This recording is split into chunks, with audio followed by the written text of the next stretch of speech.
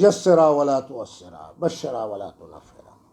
دوسری قسط کا آغاز ہو رہا ہے۔ پہلی قسط میں ہم نے یہ کہا کہ انتہائی پریشانی کی حالت میں، جذباتیت میں، مغلوب العقل ہو کر، مدہوش ہو کر، حیرت زدہ ہو کر، غیرت کی وجہ سے، اپنے معروضی حالات کی وجہ سے، گستاخانہ انداز کا سامنا کرتے ہوئے، گستاخانہ جو جملے ہیں ان کو نہ برداشت کرتے ہوئے، یہ ساری عدم برداشت کی صورتیں ہیں، اس کے اندر اس نے طلاق دے دی، اور طلاقیں بھی 3 دے دی۔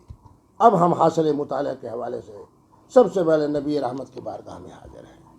حضور کا فرمان مبارک ہے، ان ابی ہریرہ قال قال رسول اللہ صلی اللہ علیہ وسلم کل طلاق جائز الا، میرے نبی رحمت فرما رہے ہیں کہ طلاق المعطوء المغلوب علی عقلہ، 2 حضرات کا حضور نے استثناء کیا ہے کہ مغلوب العقل، جس کے ذہنی طور پر کوئی ٹھیس پہنچی ہے، اس کے ذہن کے اوپر کوئی اثرات ہوئے ہیں، فرمایا اس کی، اور معطوء کا معنی آگے آ رہا ہے، فرمایا ان کی طلاق واقع نہیں ہوتی۔ اسی طرح یہ حدیث مبارک جامع ترمذی میں ہے، اور فرماتے ہیں والعمل على هذا عند اہل العلم من اصحاب النبی وغیرہم ان طلاق المعطوء المغلوب على عقلہ لا یجوز، یہ جامع ترمذی کی عبارت ہے۔ دوسری حدیث مبارک دیکھیں، کل علی قال علی وکل الطلاق جائز الا طلاق المعطوء۔ اب معطوء کے معنی آگے آ جائیں گے۔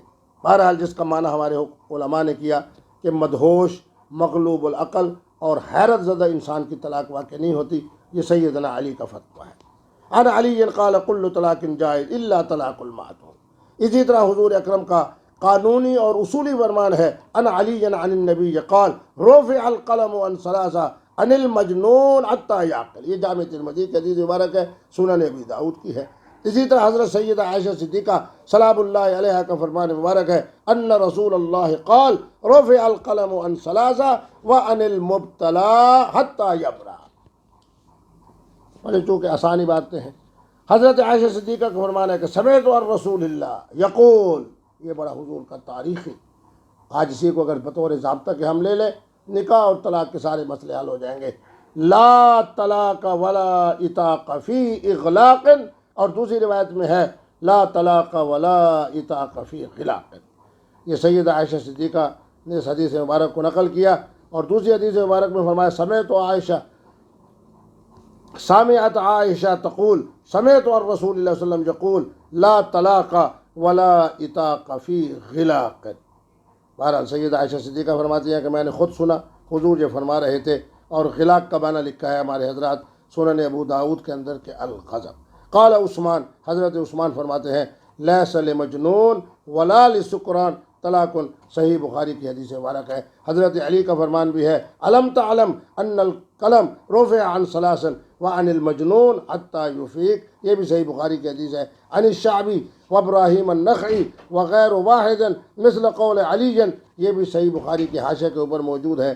امام بخاری نے باب الطلاق فی الاغلاق والمجنون سے خاص ایک طویل عنوان قائم کرتے ہوئے ان تمام، اور دوسری سب سے بڑی بات آپ لوگوں کے لیے خوشی کی بات کہ ہمارے تمام ائمہ جو صاحب قلم ہیں، امام محمد ہوں، امام سرخسی ہوں، علامہ ابن عابدین شامی ہوں، حضرت علامہ ابن حمام ہوں، اور تمام وہ حضرات جو صاحب قلم وہ کہاں ہیں، انہوں نے فرمایا، اور اجماعی فرمان ہے ولا یقع طلاق المجنون الصبی المعتوع المبرسم المغمى علیہ والمدہوش والنائم، یہ ساری کتب احادیث کے اندر موجود ہے۔ المعتوع مغلوب العقل لا یقع طلاقہ، دیکھ لیں بدائع الصنائع کو دیکھیں، بحر الرائق کو دیکھیں، فتاوی عالمگیری کو دیکھیں، ہدایہ کو دیکھیں، اس کی شرح وقائع کو دیکھیں، کنز الدقائق کو دیکھیں، یہ تمام جناب وہ ہیں۔ اسی طرح امام الفقہ ہمارے گزرے ہیں علامہ سغدی حنفی رحمہ اللہ، اسی طرح علامہ شمس الدین ہے، سب کا جناب یہی فرمان ہے۔ اور ہمارے جو حضرت علامہ ابن عابدین شامی ہیں، انہوں نے تو پورا المدہوش کے ضمن کے اندر یہ سارے وہ حوالہ جات ہیں جن کو ضمن تھوڑا تھوڑا میں نے یہاں بیان کیا ہے۔ اور اسی طرح سئل نظما فی من طلق زوجتہ ثلاثا فی مجلس القاضی، حضرت نے فرمایا فاجاب نظما بان الدہش من اقسام الجنون فلا یقع الطلاق۔ تو بہرحال یہ بہت سے حوالہ جات ہیں یہ دوسری ہماری قسط اسی کی مناسبت سے ہے۔ تیسری قسط کے اندر ہم بتائیں گے کہ یہ جو الفاظ ہیں اہل لغت نے ان کے معنی کیا لکھے ہیں، جس کے اندر ہم بتائیں گے مجنون کون ہے، معتوہ کون ہے، غضبان کی کیا کیفیت ہے، مدہوش کیا ہے، مغلوب العقل کیا ہے، جنون کیا ہے، سکران کیا ہے۔